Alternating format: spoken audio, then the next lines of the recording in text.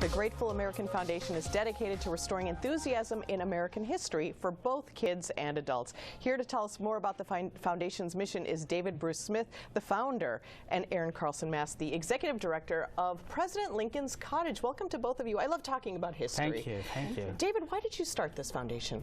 Well, I think in some cases, American history is not being taught well in schools. So I wanted to create a movement that would cause excitement among kids especially, but adults too. Great. So what does the foundation actually do? It teaches stories.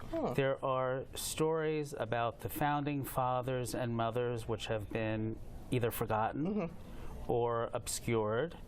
So if you go to the Grateful American Foundation website, which is gratefulaamericanfoundation.com, you will see fun facts or the events that are taking place at the founding father and mother homes which we have visited. So that would mean Mount Vernon, Monticello, the Grange, which was Alexander Hamilton's house, Lincoln Cottage, the Benjamin Franklin House, which is in London, and others. Excellent. Now, Erin, as the executive director of President Lincoln's Cottage, which is right here in Washington, D.C., why did you want to be part of this foundation and this mission?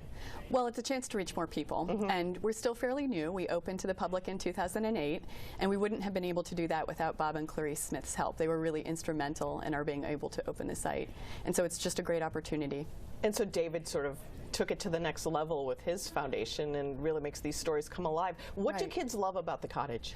Well, what they really seem to love is the fact that we're open and honest with them. There's a freedom about the place. We don't have velvet ropes, and they're really able to see who Lincoln was as a human being and how he was able to do great things working with other people. So if there are no velvet ropes, does that mean that I can like go and sit in Lincoln's chair? That's right. We don't have Lincoln's original chair, but you're able to sit in the period furniture that we have in some of the rooms.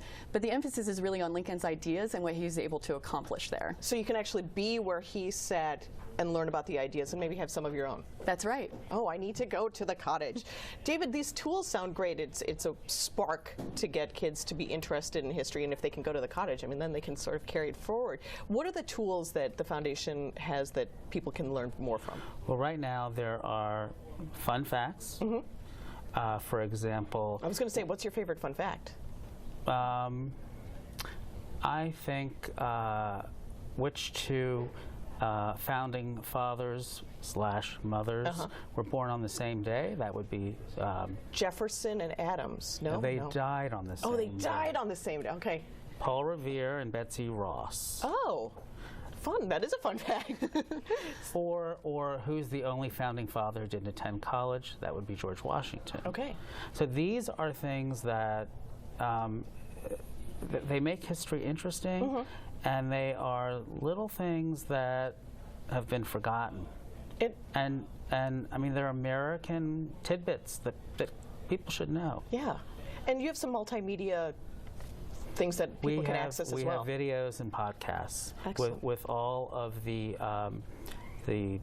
people who are running the founding father / mother homes here.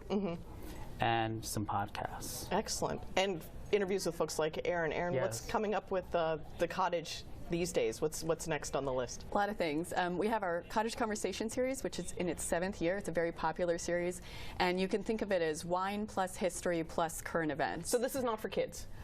We have kids show up, but they don't drink the wine. But for example, our March one is about the struggle Union veterans had when they were reassimilating to civilian life. But we're also going to have someone who's there who is knowledgeable about the same issues that veterans face today. We also obviously are gearing up for the April 2015 commemorations. Lincoln last rode out to the Cottage the day before his assassination, so people can find out more about those events on lincolncottage.org. Tell us exactly where the Lincoln Cottage is. Also, I know where it is, but tell everybody where they can actually go to see the Cottage. It's in Northwest Washington, D.C. It's in the Petworth neighborhood, so it's where Upshur Street and Rock Creek Church Road intersect. Great thing to do this winter. Get inside and visit some history. Absolutely. David, tell me what you love most about the Cottage when you go there. The statue, I bet, is one of them. I do love the statue, but it's really the only place of the historical places where you actually feel the person's presence, in this case Lincoln. Absolutely. I mean, it's very palpable. Excellent. Thank you so much, both of you, for joining us and for sparking our interest in history. Thank you. Thanks. Thank you. More Let's Talk Live is coming up. Stick with us right here.